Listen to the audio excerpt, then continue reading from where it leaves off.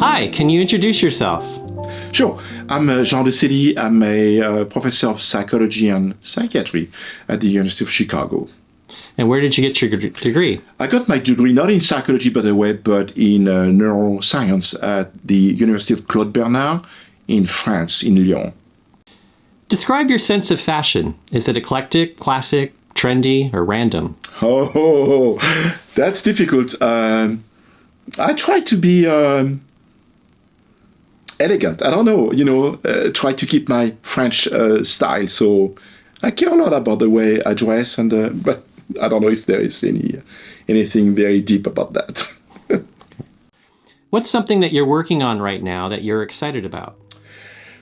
I became extremely excited about why do people have sometimes very strong moral convictions.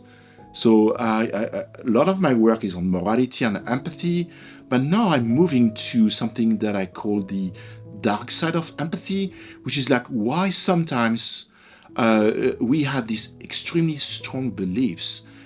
They are so strong that we'll be able to fight and even be violent to support these beliefs. So I'm really interested into what are the mechanisms in the mind that develops to support these what we call moral convictions. Tell us about one of your favorite conference experiences. One of my favorite conference experience was in Ethiopia. At the time I was living in South Africa and I was going to Ethiopia to start a collaboration that never worked, by the way. And they organized a small conference and I gave a talk and the other people gave a talk. And I was so surprised that the question that I had there in Ethiopia, in Eastern Africa, were extremely challenging, accurate, interesting, much more than I had, during the past 15 years before, where I gave talks, like top 20s universities in Brisbane, in Boston, I'm not going to name them, where everything was interesting. But these conferences in Ethiopia, and I had also the same experience in Mozambique, the quality and intensity of the question were just amazing. The thing is that when I stopped and I went back home or to my hotel saying, oh my God, I've learned something that I never thought about. That's what you want from, good question, good conferences. So I would say like Ethiopia. What's a downside of your job? I don't think there are any downside of my job. There are some aspect of the job, like any academics, where it is stressful and frustrating for sure, such as, when you apply to an SF or NIH and you get, turned down and turned down and turned down. And that is, something difficult. But otherwise, overall, I really love my job. I like all aspect of the job, maybe a little less what is in relation to administration, like to sit on committees. It's useful, it's very important. I do it, but if I can do it as less as I can, I'm happy about that. Tell us about one of your proudest achievements. I would say, every time I publish a good paper, it's not just one, it's just like every time I publish a paper, I'm very excited about it. Even today, I have hundreds of papers, and I know it's not the quantity that makes the quality for sure, but every time it's new, I'm like a young fellow. I'm excited. It's accepted, and then at the same time, have this reasoning that once the paper is published, I read it again and say, oh my God, that could have been done much better. I need to do better next time. So I still have this very strong motivation to do better next time. But I have to say that every time I publish something, I'm really excited about it.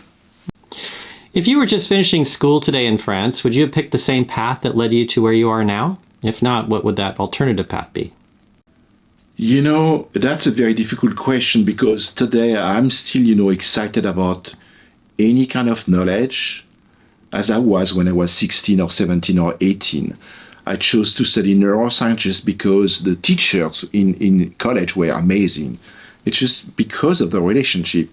But today, I'm really interested in economics, behavioral economics, I'm also interested in how to find ways to fight corruption. Because corruption is a big thing that, is so bad for, a lot of people. Think about Mexico, many parts of Africa, even in the US. So I think there are ways that to be smart, and there are people working on that. I think I would go to study something that will lead me to go to work on international organization and find ways to curb corruption. But I love what I do, so I don't know. What's a favorite way for you to spend your free time? Swimming. I'm an open water swimmer. I'm very lucky because I'm on campus at the University of Chicago, next to a big lake, Lake Michigan, which is clean, much cleaner today than it were like 20 years ago or 40 years ago. So I swim every day, 7 days a week, twice during the weekend, from May to November. So that's one of my favorite things, it's to swim. What's something that frustrates you about your field? There's something that is about the capacity that we have to communicate across different subdisciplines. We know that social neuroscience, it's not just one discipline, it's a combination, a crosstalk, with, biology, evolutionary biology, psychology, neuroscience, econ, anthropology, sociology, and so forth. And it's kind of frustrating to see that these disciplines do not talk so much together, or not as much as I would them to talk. Like, I give you a concrete example. Like, I do most of my work now with young children in morality uses behavioral economics method, and I do collaborate with economists, amazing economists. And economists, they do exactly as we do in psychology, except that you have to have incentives. So you have to pay people. You cannot do a questionnaire without giving money. And they always put numbers on everything, which is good. So it forces us to have mathematical models of what we study. That's a good thing.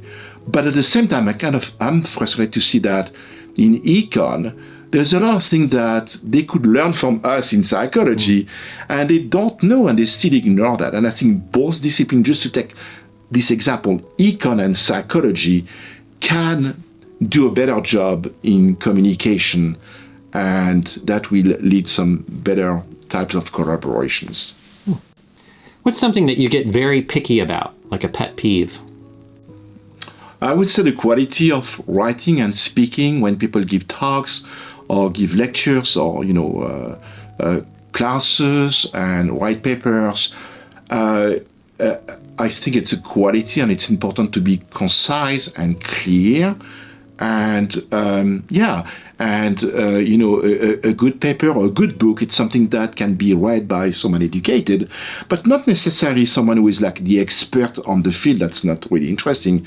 But so I'm really picky about, writing in a clear and concise way. I think that's an important thing in science, across all disciplines, by the way. Name a song that describes your career so far. It's impossible. That's too much for me, sorry. I would have to think about it. I have no idea. The show must go on. I would say the show must go on. I love that song. It can be, positive or negative. I look at it in very positive ways. Do you have a book, movie, or a TV show that you particularly recommend? It can be anything, right? Mm-hmm. Oh, okay. So a TV show, one of my favorite TV shows that I've watched over the past years is a German TV show called Babylon Berlin. It's fantastic. It's very well done, played, and it's not people you really see usually, and it's an important part of the history in Europe before the Second World War. So I really like that show. I think it's wonderful. But also like The Office. I think despite my accent, I became really an American citizen, because I can tell you that I love the TV show The Office, and if you get the humor, it means that you're part of the culture. Who's someone famous that you've met or saw? I once I was flying from New Mexico to Texas on a small plane, and next to me was Mark Kelly, the American astronaut. And we start talking. And to me, my family has a lot of pilots, so I love flying machines and anything that has to do with, aviation. So we had a wonderful time on the plane. And what struck me was like this person who is so famous and so dear to me was at the same time so humble, so easy, so nice in his conversation, not at all like narcissistic or full of himself. So that's one of the very famous person that I was fortunate to meet on the plane. What's a well-established finding in psychology that you think more people should know about? Something very basic with the fact that we are so much influenced by each other, depending on the network we belong to, or the networks. There is all this new line of research coming mostly from sociology, by the way, connected to psychology about social networks. When I say no social network, I'm not talking about Facebook or Twitter or that stuff. Like, it's part of it. But like we belong to network, whether it's our community, school, the church you go, whatever. And there is so much of influence we have on others and others have on us about anything, like fashion, the food we eat, our habits, our political attitudes, everything. So the fact that we are social animals in the deep sense that the representations, action, desires, beliefs, anything from others have an effect on us. So that for me is extremely important to keep in mind. Do you teach, and what do you teach? I teach, and I do love teaching. When you ask me about, about the job, I really like research, but I like, teaching at the same time. So I teach classes. I choose to teach a big class called Social Neuroscience, and I teach that class every year. It's mostly econ, to come to that class. They like it very much. I teach also a class on empathy because I did a lot of work on empathy, so I kind of, it's kind of easy for me and it's interesting. So that's the two classes that I teach. And I teach another one on morality. The thing that is important to me is that all the classes I teach, whether it's morality, empathy, social neuroscience, I take this multidisciplinary perspective. I think that's very important to me, very dear to me, which is that when we learn something about morality or empathy, it's not just through the lens of psychology, but it's like evolutionary theory, biology, psychology. And when I say psychology, cognitive psychology, social psychology, all the aspect of psychology, but also like sociology, economics. And I really care about, having this interdisciplinary perspective on anything that I teach. And it makes also my teaching more interesting to me because I need to prepare my classes every year and learn new stuff. So teaching for me is one way to learn for myself as well. Who's somebody that you've considered as a role model? At work, I would say John Cacioppo. John Cacioppo was one of the father of the discipline that I'm involved with, social neuroscience, and I had the opportunity and the chance, the immense privilege to overlap with him at the University of Chicago, and we worked together for the first, my first, 10 years, and he was really a role model, I would have to say, yeah.